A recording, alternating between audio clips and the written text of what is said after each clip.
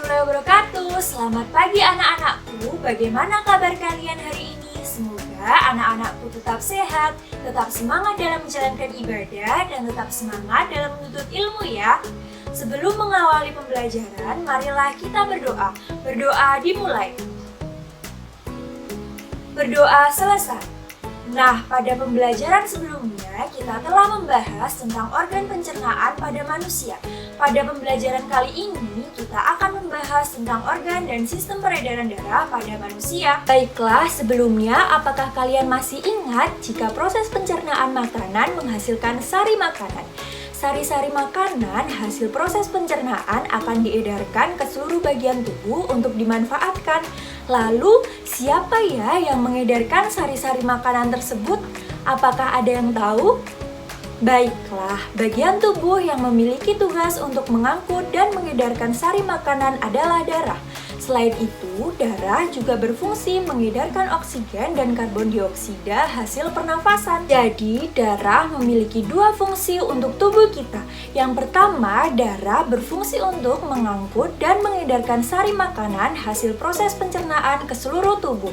Dan yang kedua, darah juga berfungsi mengedarkan oksigen dan karbon dioksida hasil pernafasan. Peredaran atau aliran darah di dalam tubuh manusia terjadi melalui organ peredaran darah, yaitu darah, jantung, dan pembuluh darah. Baiklah, mari kita membahas organ peredaran darah yaitu jantung. Jantung adalah organ tubuh yang berfungsi untuk memompa darah ke seluruh tubuh.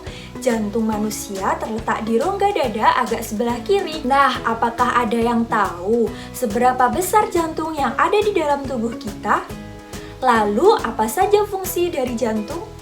Baiklah, akan Ibu jelaskan.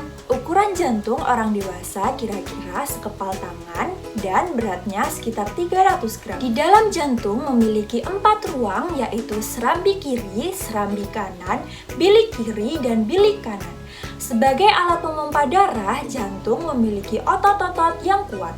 Otot bilik lebih tebal daripada otot serambi karena otot bilik memompa darah keluar jantung untuk diedarkan ke seluruh tubuh. Nah, di antara serambi dan bilik jantung ada pemisah berupa pintu turun yang disebut katup jantung. Katup jantung yang sehat dapat menutup sangat rapat sehingga darah dari bilik tidak tercampur dengan darah dari serambi. Katup-katup itu membuka dan menutup seirama dengan denyutan jantung. Sampai di sini, apakah kalian sudah paham fungsi serta bagian dari jantung? Jika sudah, maka kita lanjutkan ke materi selanjutnya ya. Anak-anak, sekarang coba bentuklah tangan kalian seperti tangan ibu. Letakkan 3 jari tangan kanan ke pergelangan tangan kiri, lalu tekan secara perlahan. Apakah kalian merasakan sesuatu? Ya, seperti ada yang bergerak bukan? Gerakan itu terjadi karena jantung memompa darah ke dalam pembuluh nadi. Nah, pembuluh nadi adalah salah satu pembuluh yang ada di dalam tubuh kita. Selanjutnya, kita akan membahas organ peredaran darah yaitu pembuluh darah. Pembuluh darah dapat dibedakan menjadi 2 berdasarkan arah aliran darah, yaitu pembuluh nadi atau arteri dan pembuluh balik atau vena. Pembuluh nadi adalah pembuluh yang mengalirkan darah keluar dari jantung. Pembuluh nadi yang paling besar disebut aorta.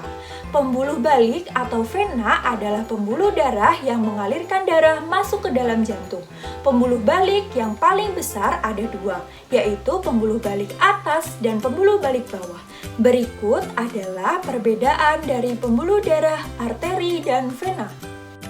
Perbedaan yang pertama letak dari pembuluh darah.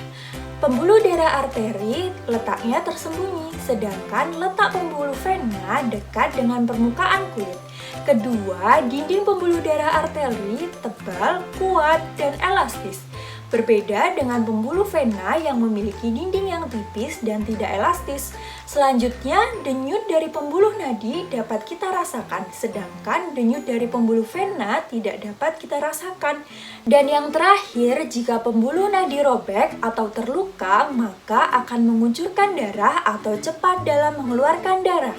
Namun, jika pembuluh darah vena terluka, maka hanya meneteskan darah sehingga darah yang keluar tidak banyak. Sampai di sini, apakah kalian sudah paham ketiga fungsi dari organ peredaran darah pada manusia? Nah, selanjutnya kita akan mempelajari tentang sistem peredaran darah pada manusia. Darah dalam tubuh manusia selalu beredar dalam pembuluh darah. Peredaran darah tersebut disebut peredaran darah tertutup. Berdasarkan panjang dan pendeknya jalur yang ditempuh, peredaran darah terbagi menjadi dua, yaitu peredaran darah kecil dan peredaran darah besar. Peredaran darah kecil berlangsung dari jantung ke paru-paru, kemudian kembali ke jantung lagi. Urutan peredaran darah kecil adalah serambi kanan, lalu ke bilik kanan, ke paru-paru, lalu ke serambi kiri. Berarti jika peredaran darah besar berlangsung dari jantung ke seluruh tubuh kecuali paru-paru dan kembali ke jantung. Urutan peredaran darah besar adalah serambi kiri, lalu ke bilik kiri, ke seluruh tubuh, lalu ke serambi kanan. Untuk lebih memahami peredaran darah kecil dan peredaran darah besar pada manusia, simaklah penjelasan berikut ini dengan baik ya. Yang pertama yaitu peredaran darah kecil. Berikut adalah skema peredaran darah. Peredaran darah kecil bermula dari bilik kanan yang mengandung darah yang kaya akan karbon dioksida atau CO2, memompa darah menuju paru-paru dan melewati arteri paru-paru. Darah yang kaya akan karbon dioksida ini akan menuju paru-paru. Pada paru-paru terjadi pertukaran gas karbon dioksida dan oksigen. Selanjutnya, darah yang kaya akan oksigen akan menuju kembali ke jantung melewati vena paru-paru dan akan masuk ke serambi kiri. Nah, itulah proses peredaran darah kecil pada manusia. Selanjutnya yaitu peredaran darah besar pada manusia. Bilik kiri mengandung darah yang kaya akan oksigen, memompa darah ke seluruh tubuh dengan melewati aorta. Selanjutnya, darah yang kaya akan oksigen ini akan menuju seluruh tubuh dengan melewati arteri. Selanjutnya, setelah peredaran darah sampai di seluruh tubuh atas dan bawah, maka terjadi pertukaran gas oksigen dan karbon dioksida. Pertukaran gas oksigen dan karbon dioksida ini terjadi pada pembuluh kapiler. Berikutnya, darah yang kaya akan karbon dioksida atau CO2 kembali ke jantung dengan melewati vena. Kemudian, darah yang kaya akan karbon dioksida ini akan masuk ke serambi kanan. Nah, itulah proses peredaran darah besar pada manusia. Baiklah, semua materi telah Ibu jelaskan. Semoga anak-anak dapat memahami dengan mudah ya. Sebelum lanjut ke penugasan, apakah ada materi yang dirasa kurang jelas? Wah, sepertinya anak-anak semua sudah paham dengan materi peredaran darah pada manusia ya. Selanjutnya, di sini Ibu memiliki beberapa soal. Coba siapa yang dapat menjawab? Akan Ibu beri waktu menjawab selama 5 detik. Baiklah, Ibu mulai dari soal yang pertama. Sebutkan organ peredaran darah pada manusia beserta fungsinya.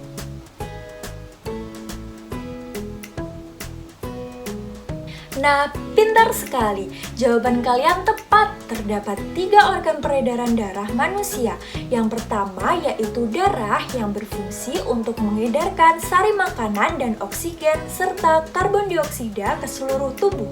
Yang kedua ada jantung yang berfungsi untuk memompa darah.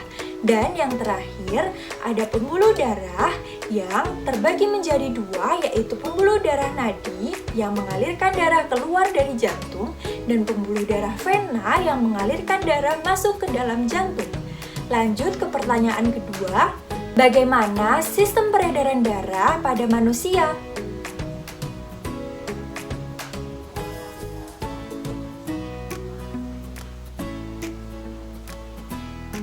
Nah, pintar sekali.